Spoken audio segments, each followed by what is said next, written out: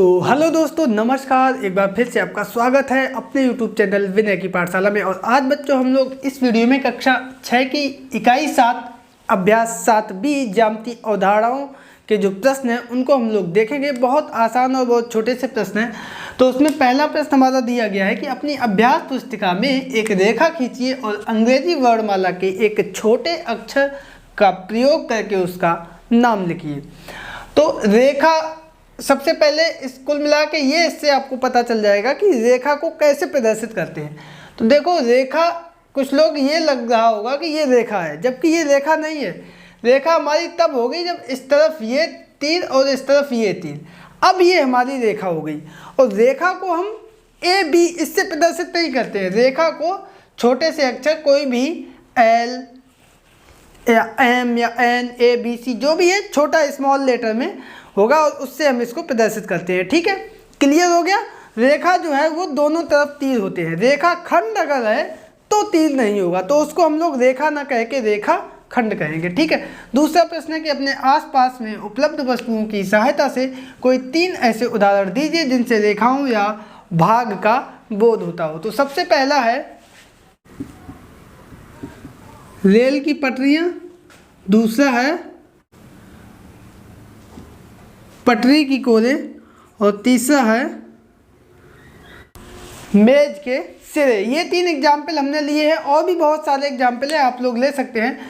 Rail की पटरियाँ जैसे है तो ये इस तरीके से पटरी होती है, तो ये बिल्कुल जो है सीधी होती है और ये हमारा रेखाओं का उदाहरण है। इधर से आती है, इधर जाती है। पटरी जो है उसमें भी दोनों सिरे होते हैं इस तरीके से, और ये हमारा ये सिरा इधर अगर बढ़ाएंगे पीछे तो ये भी अनंत तक जाएगा, ये भी अनंत तक जाएगा। ठीक है। और मेज के सिरे जो है, मेज जो हमारी होती है और इसके भी सिरों को अगर हम लोग इधर उधर तक बढ़ाएंगे तो ये हमारे जो है अनंत तक जाती है, या उसका एक भाग है उस भाग को प्रदर्शित करती है। ठीक है।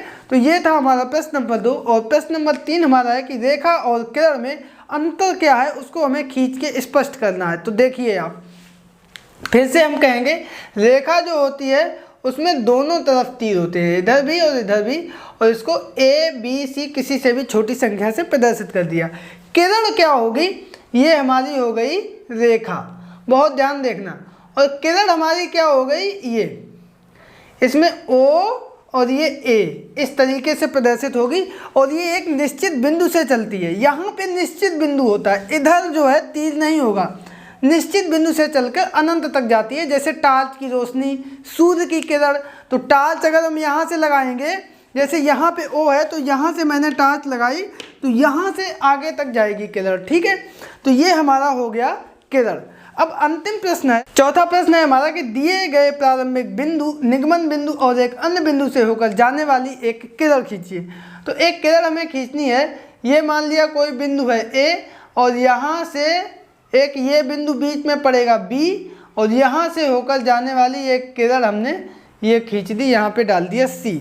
तो ए से चली और एक अन्य बिंदु बी से होते हुए एक किरण जो है ये आगे सी की तरफ बढ़ती चली जाएगी। ठीक है। तो ये था प्रश्न नंबर 4 और इसी के साथ हमारी ये एक्सरसाइज 7B कंप्लीट होती है। आई होप कि आप लोग इसको समझ गए होंगे। वीडियो पसंद आने पर इसको लाइक करें, दोस्तों के बीच में शेयर करें, और चैनल को अगर अभी तक सब्सक्राइब नहीं किया तो चैनल को कर लीजिए सब्सक्राइब। मिलते हैं कल फिर एक नए वीडियो और एक नई एक्सरसाइज के साथ, तब तक के लिए नमस्कार।